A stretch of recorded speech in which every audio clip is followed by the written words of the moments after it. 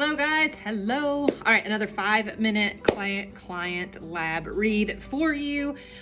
This one I am going to go through and how I discovered that this client has Hashimotos. Now I cannot diagnose, but I can say it sure looks like this. And indeed this client, after we went through her labs and came up with her protocol, did follow up with her doctor and was officially diagnosed with Hashimotos. I'm also going to show you the effects of birth control that it is having on this client and having weekly talks with this client about trying to get them off of birth control and getting their significant other snipped, because for her health she needs to come off of birth control. So we're going to go through this. I'm going to pull up these labs right here for you. I have 4 pages to review, and I picked out the biggest targets or things that stood out the most and what we're going to address with this client. So here up on the first page, this is going through her glucose, her hemoglobin A1C, and her insulin. So again, this is another perfect case of, well, her glucose is a little high. She's at 94. I prefer my clients between 75 and 85. Under 90 is good. When we're getting above 90, something needs to be done. We need to address it. When we get close to 100, we're technically considered pre-diabetic. So her glucose is a little high, but if you look at her A1C, it looks like it's in normal range. So a doctor most likely would look at this and not have any issue with it, which is not good, because if you look down here at the bottom, her insulin is a 10.7. That means that her insulin is high. Ideal insulin levels are between 3 and 6. She is pushing it. So again, we have another case of oversecretion of insulin to try and manage those glucose numbers. So this is one of the first areas that we are definitely going to address, is getting this insulin under control. Her insulin is elevated in part due to some of the birth control side effects, in part to diet, lifestyle as well. It's a combination, but I'm going to show you the effects that this is having on her system. Okay, the client's main complaints were her cycle was everywhere. She has a love-hate relationship with her body because of the fluctuations that she's having.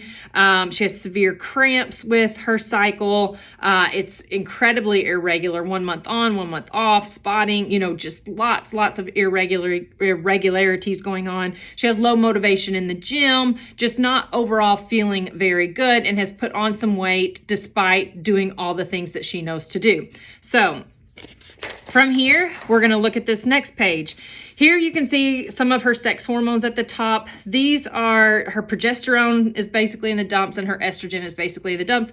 This is due to the birth control. The birth control keeps you from going through ovulation, so you're not releasing the progesterone, the LH, and the FSH every month, which you need to, ladies. This is what helps keep you healthy, your immunity up. That's for another talk, but this is part of the reasons that I am not a fan of birth control being used for other reasons outside birth control. Her birth control was used for her for managing symptoms, which is not the best thing to do. It's just putting a band-aid on the symptoms, not addressing the underlying issues. But the biggest things that I want to show you right here are her thyroid numbers. You look at her TSH, it's at a 3.09. This is high. Ideal TSH levels are between 0.5 and 1.5. So actually when your TSH is high, this is hypothyroidism. This means that we are over-secreting the TSH to try and increase our low T3 levels. So her T3 is not too low. It's actually at the bottom of what would be in the optimal levels. Her T4 isn't too low either. It's actually there. So she's having this oversecretion of TSH, though, to keep her in these optimal levels. But the big kicker down here is what we call the thyroid peroxidase, the TPOAB. This is the antibody that will determine Hashimoto's. Hers is very high. You want this like at 0, basically, and she is at 250, so we're high. That is a pretty much telltale giveaway of Hashimoto's. So again, take this to her doctor, and it was confirmed.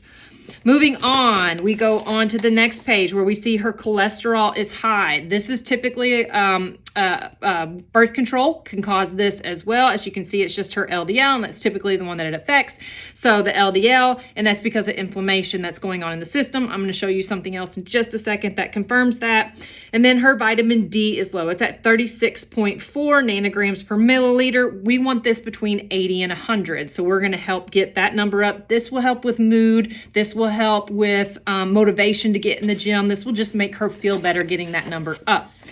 Last but not least, we're going to look at what is called your CRP, your C-reactive protein. It is at a 4. Ideally, this is less than 1, closer to 0, okay? 1 to 5 is where we want to be in the range. She's definitely on the high end. This is a marker of all over inflammation inside the body. It typically relates to the amount of plaque in the arteries. Again, this goes back to the cholesterol being high, the insulin being high, and most of this most likely is a side effect of the birth control. So when the insulin is high, it's causing her hunger to be up, which is causing her to eat, which is causing the weight gain, even though, you know, she's doing all the same things that she was, continuing to exercise, etc. It's just catching up to her now because of the effects of the stress of the birth control and the Hashimotos. It overall has lowered her ability to burn calories throughout the day. So the goal or the plan here is to address the insulin, address her gut health, because there's obviously some gut health things going on here, and her digestion is off. That's another telltale sign.